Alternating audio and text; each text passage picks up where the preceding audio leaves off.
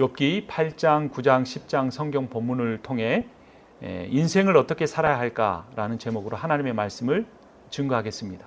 거기에 대한 답은 지식보다 사랑을 구하라입니다. 우리는 지식의 홍수 시대를 살아가고 있습니다. 인터넷에 수많은 자료와 정보가 넘쳐납니다.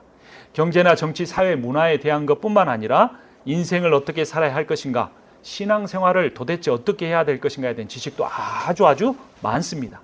인터넷 동영상을 보면 대형교회 유명한 목사님들의 설교도 많고 저명한 신학자들의 성경 강의도 매우 많습니다. 그래서 이제 요즘 기독교인들은 아는 것이 참 많습니다. 어디 가서 사회, 경제, 종교 등에 대해서 이야기를 해도 다른 종교인이나 무신론자에 비해서 결코 뒤지지 않습니다. 기독교에 대한 비판이나 공격에 대해서도 성경의 논리나 상식적인 지식으로 아주 잘 대응합니다. 하지만 기독교인이 아는 것이 많다고 해서, 기독교인이 하나님의 존재를 철학적으로나 논리적으로 증명한다고 해서 그들이 하나님을 믿거나 그리스도인을 존경하는 것이 결코 아닙니다. 세상 사람들이 기독교인에게 바라는 것은 지식이 아니라 사랑입니다. 논쟁이 아니라 포용입니다. 뛰어남이 아니라 배려입니다. 기독교인들이 비판을 받는 이유가 주로 세 가지가 있다고 합니다. 첫 번째, 진실성의 부족입니다. 말과 행동이 다르다는 겁니다. 자신이 믿는 것과 실제로 살아가는 모습의 차이가 크다는 겁니다. 이론적으로 지식은 매우 많이 알고 있고 잘 알고 있지만 인격과 말과 삶이 따르지 않으면 존경심이 생기지 않습니다. 기독교인이 비판을 받는 두 번째 이유는 이기적이기 때문이라고 합니다. 기독교인이 다른 사람이 잘되게 하려고 하기보다는 자신이 손해보지 않으려고 하고 다른 사람보다 자신의 이익을 더 추구한다는 겁니다. 기독교인이 비판을 받는 세 번째 이유는 교회가 세속화되었다는 겁니다. 교회가 사회에서 소금과 빛이 되기보다는 다른 이익단체와 별로 다를 바가 없다는 점입니다. 혹은 세상보다도 더 교회를 키우는 일에 모든 관심과 재정을 사용한다는 점입니다. 어떤 그리스도인은 그 삶의 진실성이 부족하고 이기적으로 살고 그가 출석하는 교회도 세속화되었음에도 불구하고 자기가 믿는 그 교리 때문에 자신은 반드시 구원받는다고 주장을 합니다. 다른 사람을 때로는 속이고 미워하고 용서하지 못한 채로 살면서도 자신이 어떤 교회를 다니기 때문에 어떤 교단에 속했기 때문에 구원을 받았다고 주장을 하기도 합니다. 한마디로 행함이 없는 믿음으로 구원을 얻으려고 한다는 겁니다. 하지만 구원은 행위로 받는 것이 아니라 믿음으로 받는 것이 맞습니다. 사람이 의로우면 얼마나 의롭겠습니까? 또 어떤 사람이 죄를 지으면 얼마나 더 지었겠습니까? 성경은 분명히 모든 사람은 죄인이므로 자기의 의로는 구원에 이르지 못한다라고 선포합니다. 하나님께서 주신 그 은혜의 믿음으로 말미암아 구원을 받는 것입니다. 특히 어떤 종교적인 행위, 11조, 주일 성수, 교회 봉사 이런 걸로 구원에 이르는 것은 더더욱 아닙니다. 더 나아가 선교한다고, 사회 봉사한다고, 이웃을 섬기는 그 어떤 행동으로 구원을 얻는 것도 아닙니다. 종교적인 행동은 겉으로 드러나는 것일 뿐입니다. 믿음에 이르는 구원이란 그 사람의 존재가 바뀌는 겁니다. 존재가 바뀐다는 것은 마음이 바뀐다는 겁니다. 마음이 바뀐다는 것은 새로운 존재가 된다는 겁니다. 새로운 존재가 된다는 건 다시 한번 쉽게 말하면 복잡한 마음을 버리고 단순한 마음을 가지고 사는 겁니다. 여러분 어떻게 살고 있습니까? 생각에 머리가 복잡하십니까? 기도를 해도 너무나 많은 기도 제목 때문에 어떻게 하나님을 만나야 될지 모르시겠습니까? 복잡하게 생각 말고 단순하게 살아보십시오. 우리 하나님 말씀이 뭐라고 말하는지 보죠. 전도서 7장 29절 화면을 보고 같이 읽겠습니다. 그렇다. 다만 내가 깨달은 것이 이것이다. 하나님은 우리 사람을 평범하고 단순하게 만드셨지만 우리가 우리 자신을 복잡하게 만들어 버렸다는 것이다. 구원받는데 많은 지식이 필요하지 않습니다. 대단한 성경 공부가 필요하지 않습니다. 심오한 기도가 필요하지 않습니다. 복음은 복잡하지 않습니다. 복음은 간단합니다. 복음은 단순합니다. 복음은 한마디로 말하면 하나님의 아들 예수 그리스도이십니다. 그리고 하나님은 사랑이십니다. 요한일서 4장 16절 같이 읽겠습니다. 우리는 하나님이 우리에게 베푸시는 사랑을 알았고 또 믿었습니다. 하나님은 사랑이십니다. 사랑 안에 있는 사람은 하나님 안에 있고 하나님도 그 사람 안에 계십니다. 하나님의 사랑이 예수 그리스도를 통해 우리에게, 여러분에게 부어졌습니다. 그리스도께서 우리를 위해 십자가에 죽으심으로 우리를 구원하셨습니다. 그 사랑을 누리면 됩니다. 어떠한 조건도 하나님은 여러분에게 요구하지 않으십니다. 로마서 5장 7절과 8절을, 제가 7절을 읽고 8절을 같이 봅니다. 의인을 위해서라도 죽을 사람은 거의 없습니다. 더욱이 선한 사람을 위해서라도 감히 죽을 사람은 드뭅니다. 그러나 우리가 아직 죄인이었을 때 그리스도께서 우리를 위하여 죽으셨습니다. 이리하여 하나님께서는 우리들에게 대한 자기의 사랑을 실증하셨습니다. 그러니까 사랑을 누리는 것이 믿음입니다. 나는 사랑을 받을 자격이 있어. 그 사람은 믿음이 있는 사람이에요. 그러니까 믿음이란 하나님의 사랑을 신뢰하는 겁니다. 반석같이 그것을 붙드는 겁니다. 신앙생활이라는 것은 내가 어떤 걸 해야 한다, 또 기독교인이 됐으니까 어떤 걸 하지 않아야 한다, 이런 규범적인 거, 교리적인 것이 전혀 아니라는 거예요. 신앙생활이라는 건 복잡한 교리를 공부하고 배우는 것이 아닙니다. 신앙생활이란 하나님의 사랑을 받아들이는 거예요. 아주 단순합니다. 너무 단순하니까 못 받아들이는 거예요. 그래서 내가 뭔가는 해야 되지 않을까 생각하는 거예요. 하나님의 사랑을 받아들이십시오. 그렇게 하나님의 사랑을 받아들이면 우리도 예수님을 사랑하게 됩니다. 우리가 예수를 사랑하게 되면 우리가 예수님과 함께 지내고 싶어집니다. 동행하게 됩니다. 그리고 예수님과 동행하다 보면 나도 모르게 조금씩 예수를 닮게 됩니다. 예수를 닮게 되면 어떻게 되느냐? 다른 어떤 게 나타나지 않고 종교적인 사람이 되는 것이 아니라 우리의 인격의 중심에 조금씩 예수 그리스도의 사랑이 생겨납니다. 여러분, 신앙생활을 어떻게 하는 것일까요? 지식을 추구하는 것이 아니라 사랑을 추구하는 겁니다. 지식은 우리를 구원하지 못합니다. 사랑이 우리를 구원합니다. 여러분, 지식과 지혜가 있는데 이 두 가지 차이가 뭔지 아십니까? 지식에 사랑을 더하면 지혜가 됩니다. 어둠을 몰아내는 것이 또 다른 어둠이 아닙니다. 증오를 몰아내는 것이 또 다른 증오가 아닙니다. 우리 내면에, 우리의 마음에 어둠을 몰아내는 것은 사랑뿐입니다. 우리 가운데 미움과 증오를 몰아내는 것도 사랑뿐입니다.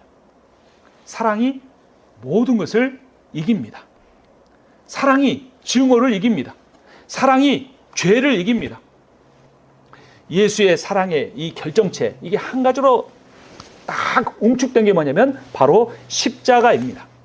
사람이 보기에 십자가는 어리석은 겁니다. 무능력한 겁니다.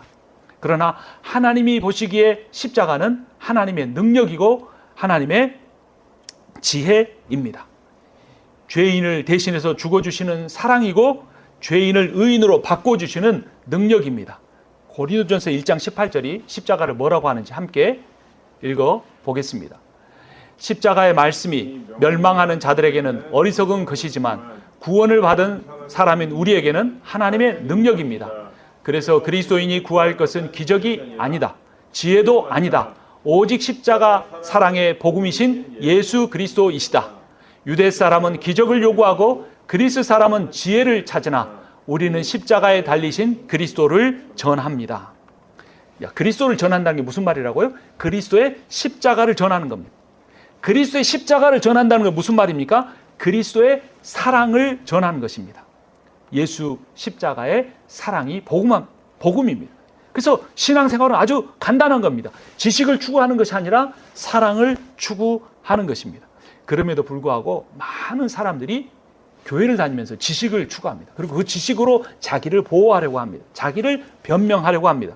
그러나 고린도전서 8장 1절은 지식이 우리를 구원하지 못하고 사랑이 우리를 구원한다는 말을 이렇게 표현합니다. 8장 1절 말씀이 우리에게 뭐라고 말하냐면 제가 읽습니다. 지식은 교만하게 하나 사랑은 덕을 세운다.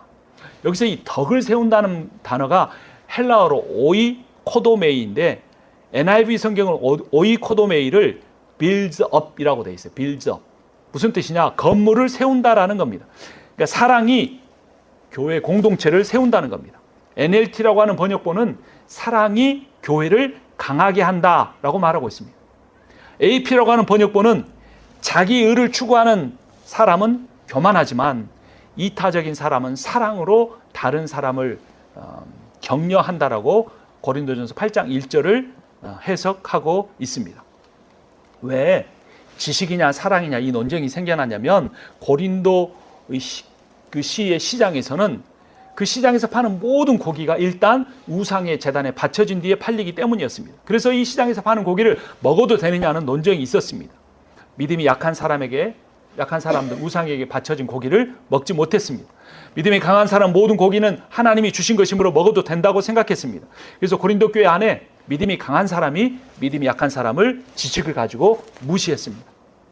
바울에게도 우상에게 바쳐진 고기라도 그것을 먹을 수 있는 믿음이 충분히 있었습니다. 하지만 바울은 왜 그런지 자신은 평생 고기를 먹지 않겠다고 했습니다. 그 이유를 고린도전서 8장 17절에서 13절에서 이렇게 말합니다. 그러므로 음식이 내 형제를 걸어서 넘어지게 하는 것이라면 그가 걸려서 넘어지지 않게 하기 위해서 나는 평생 고기를 먹지 않겠습니다. 우리가 잘 아는 것처럼 바울은 성경 학자였습니다. 그는 우상에게 바친 고기를 먹어도 된다는 올바른 지식을 갖고 있었습니다. 그런데 왜 바울은 평생 고기를 먹지 않겠다고 했을까요? 먹게 되면 어떤 일이 벌어지기 때문일까요? 우리 화면을 보면서 고린도전서 8장 11절을 제가 읽고 12절을 함께 읽습니다. 그러면 그 약한 사람은 당신의 지식 때문에 망하는 것입니다. 그리스도께서는 그 약한 신도를 위하여 죽으셨습니다. 이렇게 여러분이 형제 자매들에게 죄를 짓고 그들의 약한 양심을 상하게 하는 것은 그리스도께 죄를 짓는 것입니다. 바울은 자신의 이 강한 믿음을 드러내기보다 고기를 먹지 못한 사람의 약한 믿음을 보호해 주려고 했습니다. 이것이 사랑입니다. 그러면 신앙생활을 어떻게 해야 될까요? 지식을 추구하지 않고 사랑을 추구하는 것입니다. 고린도전서 8장 2절을 제가 읽고 3절을 같이 읽습니다. 자기가 무엇을 안다고 생각하는 사람은 아직도 그가 마땅히 알아야 할 방식대로 알지 못하는 사람입니다. 그러나 하나님을 사랑하는 사람은 하나님께서 그를 알아주십니다. 사랑이 중요하다는 겁니다. 단순한 삶을 살면 됩니다. 어떤 삶입니까? 사랑을 신뢰하고 그 사랑을 추구하면서 사는 것입니다. 사랑이 왜 중요한가? 그 약한 사람을 지식으로 가르치려고 하지 않고 사랑으로 그 사람을 보살피면 어떤 결과가 나오는가? 고린도전서 9장 22절을 제가 읽고 23, 27절은 같이 읽습니다. 믿음이 약한 사람들에게는 약한 사람들을 얻으려고 약한 사람이 되었습니다. 나는 모든 종류의 사람에게 모든 것이 다 되었습니다. 그래서 내가 어떻게 해서든지 그들 가운데 몇 사람이라도 구원하려는 것입니다. 나는 복음을 위하여 이 모든 일을 하고 있습니다. 그것은 내가 이 복음의 복에 동참하기 위함입니다. 나는 내 몸을 쳐서 굴복시킵니다. 그것은 내가 남에게 복음을 전하고 나서 도리어 나 스스로는 버림을 받는 가련한 신세가 되지 않으려는 것입니다. 사랑을 추구하지 않고 지식을 추구하면 복음을 전하고 나서 버림받을 수 있다라는 것입니다. 오늘 본문이 욥기 8장, 9장, 10장인데 이 내용은 욥과 그의 친구 빌닷의 대화입니다. 빌닷이 고난을 받고 있는 욥에게 정말 죽는 것보다 더 어려운 시련을 겪고 있는 욥에게 이렇게 말합니다. 우리 가지고 있는 성경을 가지고 읽겠습니다. 욥기 8장을 보겠습니다. 8장 5절을 제가 읽고 6절은 함께 읽습니다. 그러나 네가 하나님을 간절히 찾으면 전능하신 분께 자비를 구하면 또 내가 정말 깨끗하고 정직하기만 하면 주님께서는 너를 살리시려고 떨치고 일어나셔서 내 경건한 가정을 회복시켜 주실 것이다. 빌닷의 말은 너무나 맞는 말입니다. 빌닷은 아마 신학교를 나왔는지 모르겠습니다. 정확하게 욥에게 꼭 필요한 말을 해주고 있습니다. 기도하면 하나님 용서해 주실 것이다. 회복시켜 주실 것이다. 회개해라. 네가 더 이상 죄를 짓지 않으면 하나님이 너를 이전보다 더 잘되게 해주실 것이다 라는 겁니다. 근데 여러분, 욥은 고난을 당하고 있는 중이었습니다. 모든 재산을 다 잃었습니다. 하루아침에 자기의 자녀들을 다 잃어버렸습니다. 몸은 병들었습니다. 사랑하는 아내마저 그의 인생과 신앙을 저주하고 떠나가 버리는 비참한 상황이었습니다. 근데 그러한 욥을 향해서 빌닷은 네가 당하는 모든 고난의 이유가 너의 죄 때문이다 라고 그를 정죄하고 있는 것입니다. 지금이라도 회개하면 하나님이 다시 너에게 복을 주실 것이다 라고 말하는 겁니다. 그러면서 한 유명한 말이 욥기 8장 7절인데 제가 읽어드립니다. 처음에는 보잘것없겠지만 나중에는 크게 될 것이다. 이게 비즈니스하는 사업장에 많이 걸려 있는데요. 대부분 개역 개정판의 버전으로 있습니다. 제가 개역 개정판으로 읽어드리면 내 시작은 미약하였으나 내 나중은 심히 창대하리라. CSB라는 번역본에는 full of prosperity, 네가 번영으로 가득 차게 될 것이라는 겁니다. 한마디로 말하면 빌닷의 말은 예수 잘 믿으면 복 받는다라는 겁니다. 여러분 이런 말 많이 들어보지 않았습니까? 예수 믿으면 복 받는다. 죽어서 천국 가고 이 땅에서 잘 된다는 겁니다. 수많은 사람들이 예수 잘 믿고 복 받기 위해서 교회를 나옵니다. 그래서 비즈니스 장마다 이것을 다 걸어놓은 겁니다. 빌닷과 같은 그러한 마음으로. 근데 이것은 바꿔 말하면 예수를 제대로 안 믿으면 어려움 당한다는 겁니다. 거꾸로 생각하면 어려움 당하는 사람은 뭔가 잘못을 했기 때문이다. 그러니까 빨리 회개해라. 이런 잘못된 논리입니다. 유대교 신학에 따르면 사람의 불행과 고난은 그 사람의 죄 때문입니다. 이거를 인과응보라고 합니다. 한국 사람도 유대인과 매우 비슷한 생각을 하고 있습니다. 그래서 인생에 어려움이 있으면 내가 전생에 무슨 죄를 지어서 이런 일을 겪는가라는 말을 그리스도인조차 쉽게 말해버리고 맙니다. 근데 욥은 고난을 당하면서도 자신의 의로움을 주장합니다. 그러니까 욥의 친구들이 보기에 저렇게 어렵게 되었음에도 불구하고 회개하지 않는 욥이 너무나 안타까운 것입니다. 빌닷은 욥이 고난을 당하는 모습을 지켜보았습니다.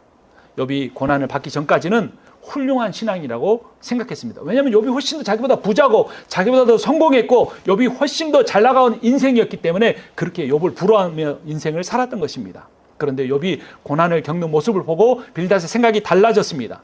아, 욥이 그런 사람이 아니었구나. 고난을 겪는 거 보니 숨겨진 죄가 있구나 라고 생각한 것입니다. 빌닷이 직접 보지는 못했지만 욥이 죄를 지었다고 단정한 것입니다. 그래서 이렇게 말합니다. 욥기 8장 화면을 보고 제가 8장을 같이 보겠습니다. 8장 13절을 제가 읽고 20절은 같이 읽겠습니다. 하나님을 잊는 모든 사람의 앞길이 이와 같을 것이며 믿음을 저버린 사람의 소망도 이와 같이 사라져 버릴 것이다. 20절 같이 읽습니다. 정말 하나님은 온전한 사람 물리치지 않으시며 악한 사람 손잡아 주지 않으신다. 누가 하나님을 잊어버렸다는 것입니까? 누가 악해서 하나님 그의 손을 잡아주지 않는다는 것입니까? 빌닷은 하나님의 이름을 빌어 욥을 그런 악한 존재로 네가 악하게 살았기에 고난받고 있다고 정죄하고 있는 것입니다. 빌닷은 욥의 인격을 보고 욥의 삶을 보고 욥의 사랑을 보고 욥의 섬김을 보고 그의 신앙을 판단하지 않았습니다. 욥이 가진 소유를 보고 그의 신앙을 판단했습니다. 그러니까 부자일 때는 그의 신앙이 대단하게 보였고 가난하고 병들고 비참해진 인생을 보면서는 죄인이라고 정죄하고 만 것입니다. 그래서 수많은 사람들이 신앙생활하면서 자유를 얻지 못하는 거예요. 하나님 앞에 11조하고 주일성수하고 선교하는 것조차도 내가 이거 감당하지 않으면 내가 뭔가 가난하게 되지 않을까, 내가 병들지 않을까, 하나님으로부터 하나님 내 인생에 복을 거두어가지 않을까라는 두려움 때문에 매여 있는 경우들이 많다는 겁니다. 그러나 하나님은 여러분을 조건 없이 사랑하십니다. 하나님은 여러분을 까닭 없이 구원하셨습니다. 하나님은 여러분에게 아무것도 요구하지 아니하시고 그의 하나밖에 없는 아들 예수 그리스도를 십자가에 못 박아 여러분 이미 구원하셨습니다. 그러므로 복음에는 자유가 있는 것입니다. 빌닷과 같이 지식은 있지만 사랑이 무엇인지 알지 못하는, 은혜의 복음이 알지 못하는 그러한 신앙생활로부터 우리는 벗어나야 하는 것입니다. 빌닷의 말은 논리적으로나 교리적으로는 맞을지 모르나 그의 올바른 말이 독화살이 되어 고난을 겪는 욥의 마음과 심장을 찔러버렸습니다. 그래서 어떤 분은 이런 말을 했습니다. 침묵이 없는 말은 소음이다. 침묵과 말이라는 것은 반대 말이죠. 그러나 내가 침묵을 통해 깊은 묵상을 통해 성령의 충만을 통해 깨닫지 못한 말은 아무리 올바른 지식이될지라도 사람을 구원해내는 것이 아니라 실족해 하고 비판하고 넘어지게 만든다는 겁니다. 우리가 우리의 가족에게, 우리의 이웃에게, 우리의 친구에게 얼마나 바른 말을 통해 그 사람들을 쓰러뜨리고 넘어뜨리고 있는지 잘 생각해 봐야 합니다. 그 사람의 영혼을 깊이 사랑하며 비록 그가 죄인이라고 할지라도 그가 세상에서 정말 낮은 자의 모습으로 살아간다고 할지라도 그의 영혼에 대한 깊은 사랑이 없이 내뱉는 말은 다 독이 되고 마는 것입니다. 여러분 주변에 고통을 겪는 사람이 있습니까? 아픔을 겪고 시련에서 헤어나지 못해서 믿음의 삶을 살고 있지 못하는 사람이 있습니까? 그들에게 논리적으로 다가가지 마시고 감성적으로 대하시고 하나님이 나를 향해 얼마나 사랑을 베푸시는가라는 그러한 나의 성령의 충만함을 가지고 사랑의 충만함을 가지고 그들을 위로해 주시기 바랍니다. 빌닷의 말에 욥은 이렇게 반응합니다. 성경을 같이 읽겠습니다. 욥기 9장으로 가봅니다. 9장 2절부터 4절까지 교대로 읽겠습니다. 그것이 사실이라는 것은 나도 잘 알고 있다. 그러나 사람이 어떻게 하나님 앞에서 의롭다고 주장할 수 있겠느냐? 사람이 하나님과 논쟁을 한다고 해도 그분의 천마디 말씀에 한마디도 대답하지 못할 것이다. 같이 읽습니다. 하나님이 전지전능하시니 그를 거역하고 온전할 사람이 있겠느냐? 빌닷이 욥이 부자이고 잘 나갈 때는 그를 존경하고 칭송했습니다. 근데 이제 욥이 가난해지고 아프고 망한 지금에는 그를 무시하면서 말을 했던 겁니다. 그래서 욥이 그를 향해 이렇게 말하는 것입니다. 욥이 계속해서 이렇게 말을 이어갑니다. 욥기 10장을 가봅니다. 10장 5절부터 9절까지 교대로 읽습니다. 주의 날이 어찌 사람의 날과 같으며 주의 해가 어찌 인생의 해와 같기로. 나의 6절 같이 읽습니다. 그렇지 않다면야 어찌하여 주님께서는 기어이 내 허물을 찾아내려고 하시며 내 죄를 들추어내려고 하십니까? 네. 7절 제가 개정으로 읽습니다. 주께서는 내가 악하지 않은 줄을 아시나이다. 주의 손에서 나를 벗어나게 할 자도 없나이다. 주님께서 손수 나를 빚으시고 지으셨는데 어찌하여 이제 와서 나에게 등을 돌리시고 나를 멸망시키려고 하십니까? 기억하옵소서. 주께서 내 몸 지으시기를 흙을 뭉치듯 하셨거늘 다시 나를 티끌로 돌려보내려 하시나이까. 욥이 할 수 있는 것은 단 한 가지밖에 없었습니다. 눈물 어린 하소연뿐이었습니다. 친구에게서도 아내에게서도 필요한 위로를 받을 수가 없었습니다. 우리의 삶 역시 마찬가지입니다. 사람에게 기도하면 실망할 뿐입니다. 우리가 우리의 인생에서 절망 가운데, 고난 가운데, 질병 가운데, 두려움 가운데, 염려 가운데 할 수 있는 것은 오직 하나, 하나님 앞에 무릎 꿇고 울면서 기도 드리는 것밖에 없습니다. 우리가 자녀를 위해서 할 수 있는 것이 없습니다. 이 시대 정신이 자녀들을 교육하고 나아갑니다. 우리가 자녀를 변화시키고 바꿀 수 있는 것이 없습니다. 우리가 자녀를 위해서 할 수 있는 것이라고는 오직 하나님 앞에 무릎 꿇고 눈물을 흘리며 기도하는 것밖에 없습니다. 우리가 복음을 전해도 그 복음을 받아들이지 않고 끝까지 거부하는 사람을 위해서 할 수 있는 것은 없습니다. 우리가 할 수 있는 것은 오직 그 사람들의 영혼이 구원받기를 위하여 무릎 꿇고 눈물을 흘리며 하나님 앞에 기도하는 것밖에 없습니다. 때로는 그런 생각이 들기도 합니다. 욥의 마음입니다. 왜 그들보다 더 악한 사람이 잘 되는데 그래도 선하게 살려고 하는 이 사람이 이런 고통을 받아야 하는가? 우리도 주변에 그런 상황들을 지켜봅니다. 예수 믿지 않고 세상적인 방법을 사용해서 부자되고 성공하고 잘난 체하며 사는 사람이 많은데 나는 그래도 하나님 붙들어 보려고 하고 기도도 해보고 말씀도 읽고 하나님 앞에 많은 것을 헌신함에도 불구하고 내 인생은 왜 빛이 비춰지지 않는가라는 고통스러운 삶을 살아갈 때 있습니다. 그런데 그러한 나의 마음을 이해해주지 못하고 누군가 와서 나를 세상적 기준으로 교리로 논리로 나를 판단할 때 우리는 더 절망할 수밖에 없습니다. 그때 우리가 할 수 있는 것은 방금 욥이 말한 것처럼 하나님 앞에 울부짖는 것밖에 없습니다. 여러분, 우리는 알지 못합니다. 제가 신학을 10년 이상 공부했어도 알지 못하는 것이 아는 것보다 훨씬 더 많습니다. 아니, 제가 아는 것은 100이 있다 그러면 1도 모릅니다. 구원에 대해서, 복음에 대해서. 하나님이 왜 세상을 이렇게 두는지 알지 못합니다. 하나님이 제 인생을 왜 이렇게 이끌어가는지 알지 못합니다. 하나님이 왜 우리 교회를 세우셨는지 알지 못합니다. 알지 못하는 게 투성입니다. 근데 아는 체 하는 것이 우리의 교만이고 그것을 가지고 누군가를 판단하고 정죄하고 내 삶을 해석하려고 할 때 갈등이 생기고 고민이 생기고 하나님에 대해서도 오해할 수밖에 없는 겁니다. 그렇게 내가 뭔가를 안다고 하는 사람에게 특징이 있습니다. 그 사람은 기도하지 않습니다. 자기가 다 해석하는 거예요. 내 인생은 이래서 이렇고 질병은 이렇게 하면 고치고 비즈니스는 이렇게 하면 되고 그러니까 지식이 있기 때문에 성경을 잘 알기 때문에 많은 정보를 갖고 있기 때문에 기도하지 않습니다. 근데 모르는 사람은 기도합니다. 나는 모르니까. 세상에 누구한테 가서도 해답을 얻지 못하니까 누구에게 가서도 위로를 받지 못하니까 누구에게 가서도 진리가 무엇인지 명쾌하게 가르쳐주는 사람이 없으니까 그 사람은 하나님 앞에 기도하는 것밖에 못하는 겁니다. 그래서 지식은 교만하게 하고 겸손한 사람은 하나님 앞에 기도할 수밖에 없습니다. 인간이 하는 가장 큰 잘못은 자신이 뭔가를 안다고 착각하는 겁니다. 과학은 중요합니다. 철학도 중요합니다. 그러나 그것도 완벽한 지식을 절대로 주지 못합니다. 신학도 중요합니다. 신앙도 중요합니다. 그러나 신학과 신앙이 하나님에 대해서 온전하게 다 가르쳐 줄 수는 절대로 없습니다. 인간은 모르는 것이 훨씬 더 많은 존재입니다. 이것만 인정하면 겸손하게 됩니다. 하나님 앞에서도 사람 앞에서도. 저처럼 무엇인가를 아는 것처럼 이렇게 목청껏 외치는 삶이 아니고 하나님 앞에 조용히 아무도 없는 곳에서 골방에 가서 꿇어 엎드려 기도할 수밖에 없게 되는 것입니다. 사람이 하나님을 알 수가 없습니다. 근데 사람이 하나님에 대해서만 모르는 게 아니에요. 사람은 인생에 대해서도 모릅니다. 많은 사람이 유행과 가사를 가지고 왜 인생이 뭐라고 노래하겠습니까? 모르니까 그런 겁니다. 사람은 다른 사람에 대해서도 모릅니다. 아니, 자기 자신에 대해서 모릅니다. 자기가 누군지도 모르는데 우리가 누군가를 아는 것처럼 말하며 살아갈 수가 있겠습니까? 그러니까 인생을 편안하게 살고 싶으면 이렇게 말하십시오. 나는 모른다. 그러면 제일 편합니다. 그러면 어떻게 됩니까? 하나님 앞에 맡기게 됩니다. 근데 아는 게 많은 사람은 머리가 복잡합니다.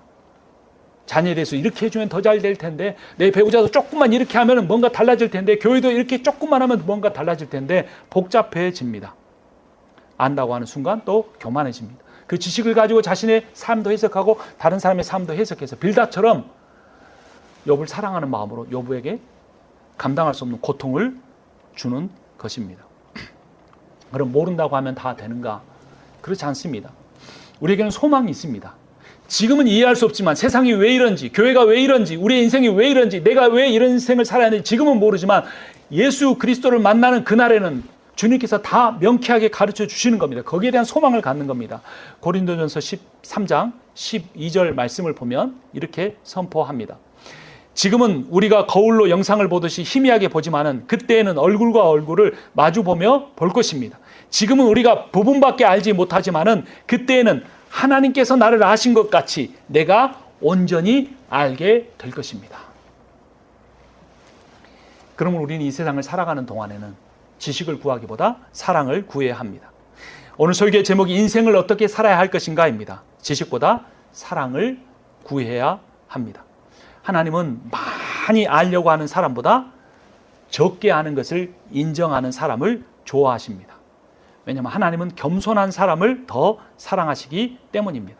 근데요, 여러분, 겸손한 사람은 다른 사람에 대해서도 너그러워집니다.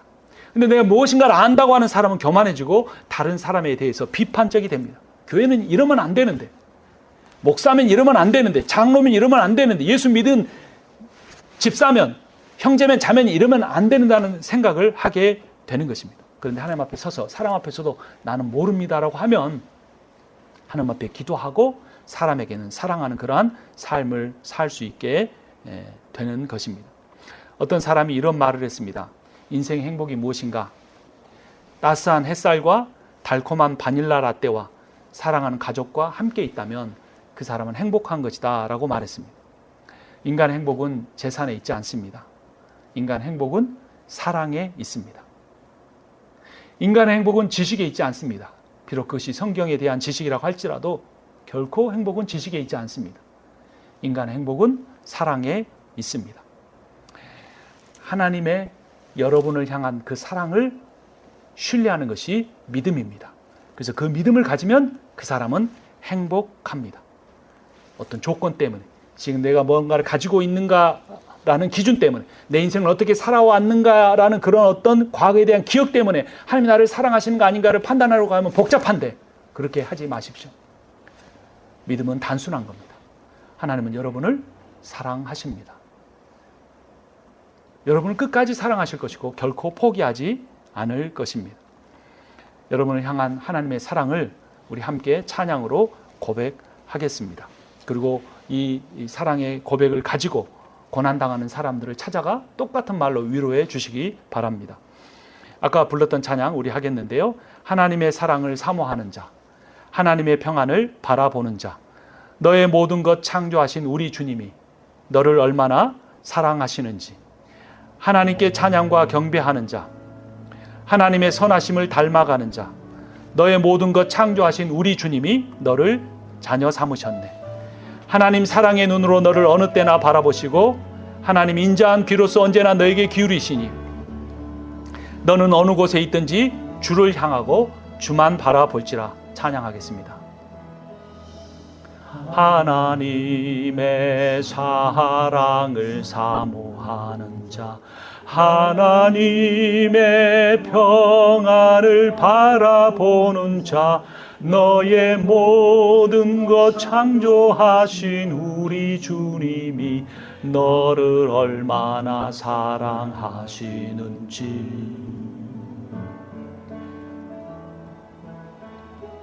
하나님께 찬양과 경배하는 자, 하나님의 선하심을 닮아가는 자, 너의 모든 것 창조하신 우리 주님이 너를 자녀 삼으셨네.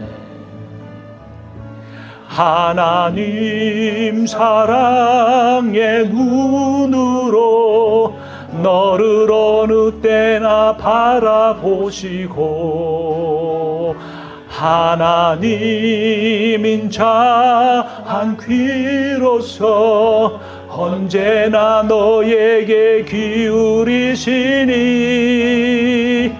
어두움에 밝은 빛을 비춰주시고 너의 작은 신음에도 응답하시니 너는 어느 곳에 있든지 주를 향하고 주만 바라볼지라.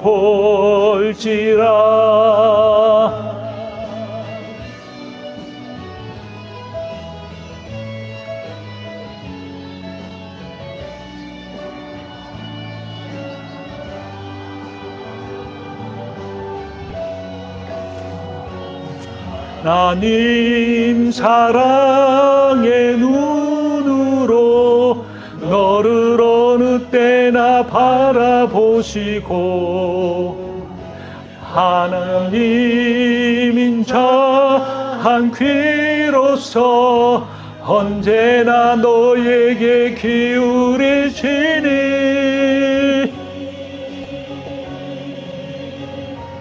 어두움에 밝은 빛을 비춰주시고 너의 작은 신음에도 응답하시니 너는 어느 곳에 있든지 주를 향하고 주만 바라볼지라.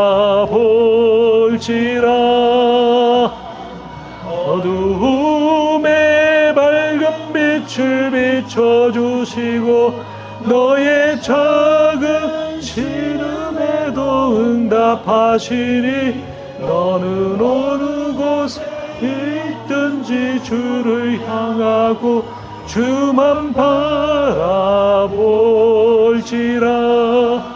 주만 바라볼지라.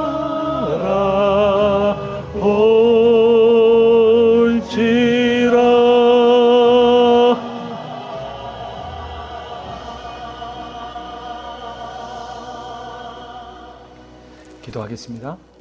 이제는 우리 주 예수 그리스도의 은혜와 하나님 아버지의 크고도 놀라우신 사랑과 성령의 위로하시고 교통하시고 충만케 하시는 역사하심이 인생을 어떻게 살 것인가, 지식보다 사랑을 추구하며 살겠다고 다짐하는 모든 이들 가운데 지금부터 영원토록 함께 있기를 축원하옵나이다. 아멘.